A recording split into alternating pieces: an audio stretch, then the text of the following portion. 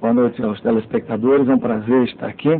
Queria aproveitar, Ana Paula, iniciando a minha entrevista. O seu tempo já está contando, então você tem que ser rápido. Queria oferecer a você o meu programa de governo. Muito obrigada, candidato. Teses do programa, lançado no dia 10 de junho. Nós já lemos ele inteiro, mas vamos ficar com mais uma cópia. Aqui são as propostas já depois de debatidas com os setores da sociedade para a macroeconomia brasileira, ciência e tecnologia, minas e energia, uma política industrial para o Brasil e o meu livro Brasil Segurança Máxima, escrito em companhia de outros companheiros para essa proposta de segurança pública para o nosso país. Nós agradecemos. Vamos lá, Frank. Candidato, nas últimas semanas, seu palanque sofreu diversas baixas. Os candidatos do PSB a governador de São Paulo, Pernambuco, Bahia, desistiram das candidaturas. E alguns candidatos a governadores, como do Distrito Federal, começaram a pedir a sua renúncia. Se o senhor não consegue nem unir o seu partido, que é um pequeno partido, como é que o senhor pensa em vencer as eleições? Olha, Franklin, eu queria dizer a você e aos telespectadores que estão acompanhando o programa que a minha vida política sempre foi marcada por grandes desafios e nós temos procurado ao longo da nossa vida unir, não desunir. Eu sou um político que tenho buscado ser tolerante, compreensivo. O Partido Socialista Brasileiro está unido em torno da minha candidatura. Divergência você pode encontrar na candidatura do Serra também. Você pode encontrar na campanha de outros candidatos. Os candidatos que desistiram, eles foram substituídos. E os candidatos... Mas evidentemente que com perda, porque os que tinham escolhido primeiro, em princípio, tinham uma densidade eleitoral maior. Sim, mas isso faz parte também de uma estratégia do partido de se fortalecer. Nós somos um partido pequeno, mas com história. Você sabe, o Partido Socialista Brasileiro tem 50 anos, é um partido de tradição. E eu espero que nessas eleições o nosso partido consiga passar para a população a visão que nós temos no nosso país. Embora o Brasil esteja atravessando uma crise difícil, e nós não podemos esconder isso da população brasileira, nós temos uma visão otimista.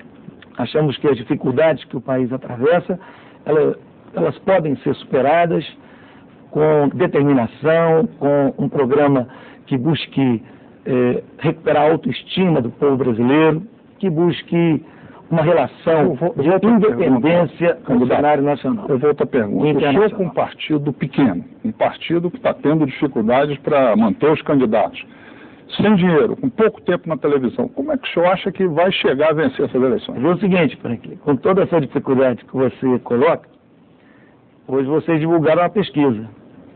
Eu tenho 11% de intenção de votos. Há muito tempo.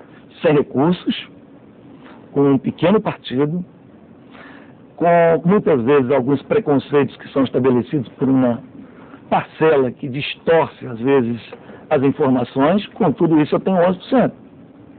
Quem deveria estar preocupado nesse momento é o candidato do governo. Vamos falar de uma outra... Duas potências partidárias lhe apoiando, o partido do próprio governo e o PMDB.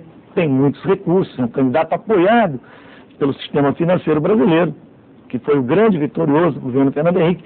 Os bancos tiveram lucros fabulosos durante o governo. Eu não tenho nada disso, estou com 11.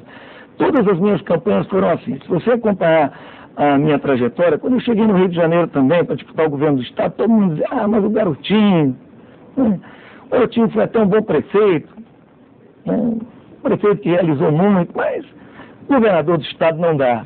E eu disputei com o César Maia, que era o franco favorito, você se lembra? Ele havia eleito, inclusive, o seu sucessor, e, no entanto, quando o eleitorado pôde conhecer as minhas ideias, nós vencemos a eleição. Você pode ter certeza que nós vamos vencer as eleições. Candidato, vamos falar então da sua administração passada. O senhor disse que não, mas parece que de fato o senhor deixou algumas contas lá para serem pagas, né? Eu tenho aqui um documento de uma das companhias de telefone de lá que, enfim, aponta uma conta de mais de 20 milhões de reais. E há várias outras contas nessa papelada que está aqui na minha mão, enfim, contas de remédios e equipamentos hospitalares, alimentos para creches e abrigos, carros comprados para a polícia, prêmios concedidos na área de cultura e que nunca foram entregues. Olha, nesse papel tem até dívida de padaria. A conta total aqui é de 1 bilhão e 200 milhões de reais. Você acha que isso é um bom cartão de visita para quem quer ser presidente da República? Olha, primeiro que esses números, eles não correspondem à realidade. Então são documentos. São documentos que não correspondem à realidade. Você está dizendo que os concessionários do Rio estão mentindo? Não, eu estou dizendo que quem passou esses documentos para você... É um documento oficial de uma documento oficial de uma companhia telefônica. Mas eles estão mentindo. Eles estão mentindo, as concessionárias estão mentindo. Quem está mentindo é quem passou para você. Deveria ter lhe informado. Sim, deveria ter lhe informado, em primeiro lugar, que no caso, por exemplo, da companhia telefônica, nós estávamos buscando, através da Secretaria de Fazenda do Estado, discutir uma questão de uma pendência fiscal que a companhia tinha com o Estado e abater o débito fiscal junto do débito que o Estado tinha com a companhia. Havia um processo administrativo tratando desse assunto. Mas então, de fato, o senhor tinha uma dívida quando o senhor deixou o governo? Não, eu deixei em caixa e posso passar às suas mãos para que você acrescente aí aos seus documentos. Não, o que eu estou perguntando é se nessa companhia o senhor tinha de fato essa dívida. Não sei, porque quem cuidava era o secretário de Fazenda, mas eu me informei com ele antes de vir para cá. Talvez então o seu secretário não tenha se informado. Não, ele se informou bem, perfeitamente. Quero deixar aí com você o extrato bancário do último dia que eu deixei o governo do Estado do Rio de Janeiro. Não, eu não estou falando de saldo em caixa, eu estou falando de dívidas a pagar, contas que não foram pagas, mas governador. Contas que não foram pagas, se você deixa, como está aqui para você, 1 bilhão e 200 milhões de reais em caixa. Você era exatamente o que o senhor precisava para pagar isso, por que você não pagou? Então, não deixei dívida nenhuma. Se eu deixei 1 bilhão e 200 milhões de reais em caixa, e você diz que tem um débito de 1 bilhão e 200 milhões... Por que o senhor não pagou? Nós pagamos, sim. Eu saí no dia 5, você tentou dia 10 para pagar. Se tinha dinheiro, podia pagar. E com a folha, e a folha de pagamento? Não, a folha de pagamento já havia sido paga. Bom, não é o que diz a sua sucessora. A minha sucessora, minha querida, ela se confunde muito. Primeiro, ela disse que eu tinha deixado um rombo de 1 bilhão e 200 milhões de reais.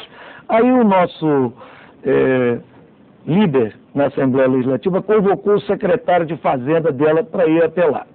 Chegando lá, ele disse, não, ela se expressou mal. Não é rombo financeiro, é rombo orçamentário. Aí o nosso líder da Assembleia... Ela confirmou hoje essa informação, assim como as concessionárias do Rio. Ela não confirmou. Eu assisti a entrevista dela. Ela disse que ficou um déficit orçamentário.